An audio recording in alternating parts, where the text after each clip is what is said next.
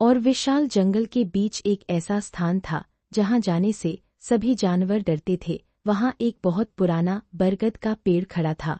उसकी जड़ें जमीन के ऊपर तक फैली हुई थीं और ऐसा लगता था मानो कोई विशाल अजगर धरती को जकड़े बैठा हो।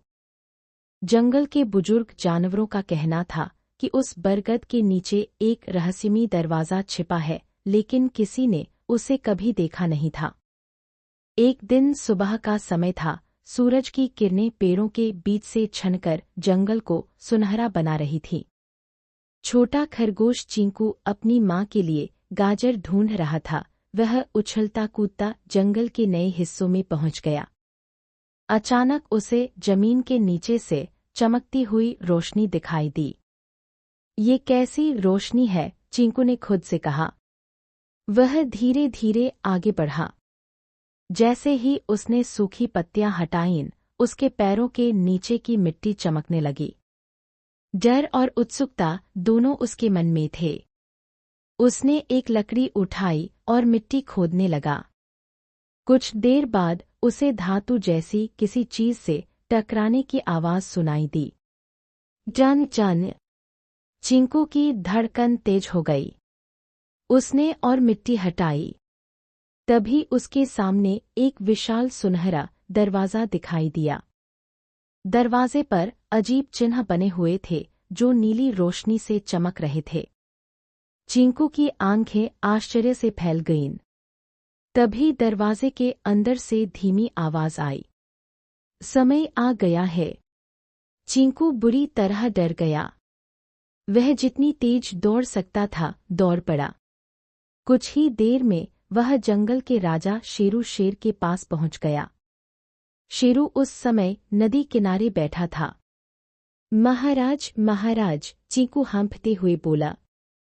क्या हुआ चिंकू? शेरू ने पूछा। मैंने रहस्यमयी दरवाज़ा देखा है। शेरू पहले हंसा। तुमने कोई सपना देखा होगा। लेकिन चिंकू की डरी हुई आंखें देखकर शेरू गंभीर हो गया। उसने तुरंत जंगल की सबसे चालाक लोमड़ी लाली को बुलाया। कुछ देर बाद तीनों बरगद के पास पहुंचे। जैसे ही वे दरवाजे के सामने खड़े हुए, अचानक पूरा इलाका कांपने लगा।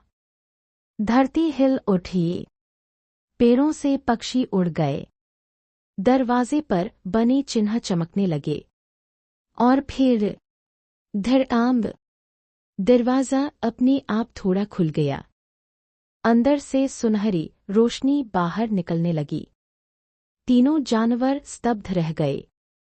अचानक एक गूंजती हुई आवाज सुनाई दी।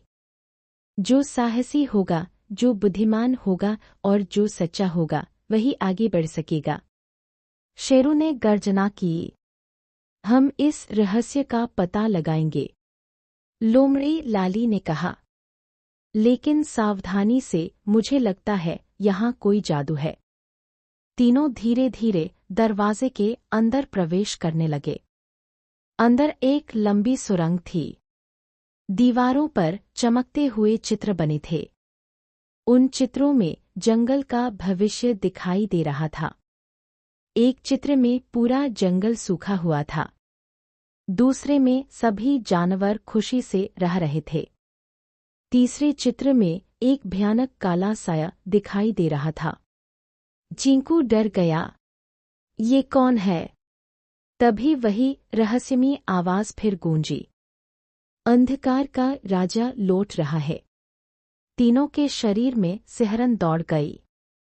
सुरंग के अंत में एक विशाल कक्ष था। कक्ष के बीचों बीच एक पत्थर का मंच बना था। उस पर एक चमकता हुआ क्रिस्टल रखा था। जैसे ही चिंकू उसके पास पहुंचा, क्रिस्टल चमक उठा।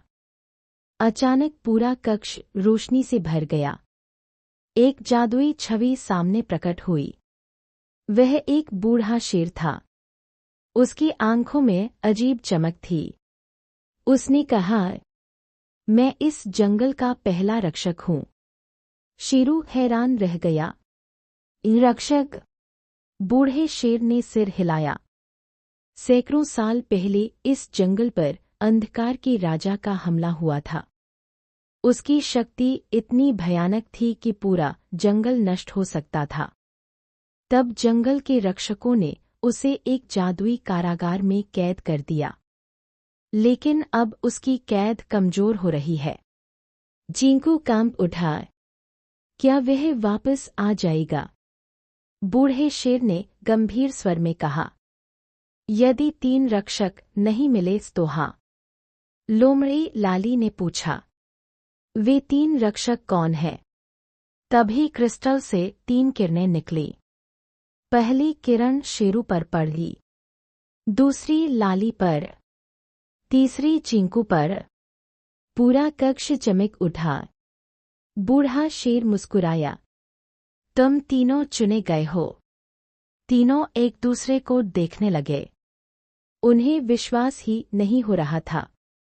लेकिन तभी कक्ष की दीवारों में दरारें पड़ने लगी। धरती कांपने लगी और दूर कहीं से एक डरावनी हंसी सुनाई दी। हाय हाय हाय। आवाज इतनी भयानक थी कि पूरा जंगल गूंज उठा। बूढ़े शेर का चेहरा गंभीर हो गया। वह जाग चुका है। समय बहुत कम है। तुम्हें 3 जादुई चाबियां खोजनी होगी। उन्हीं से अंधकार के राजा की कैद फिर से मजबूत की जा सकती है। शेरू ने पूछा। वे चाबियां कहाँ हैं? बूढ़े शेर ने उत्तर दिया। पहली चाबी आग के पर्वत में, दूसरी चाबी छाया की गुफा में, और तीसरी।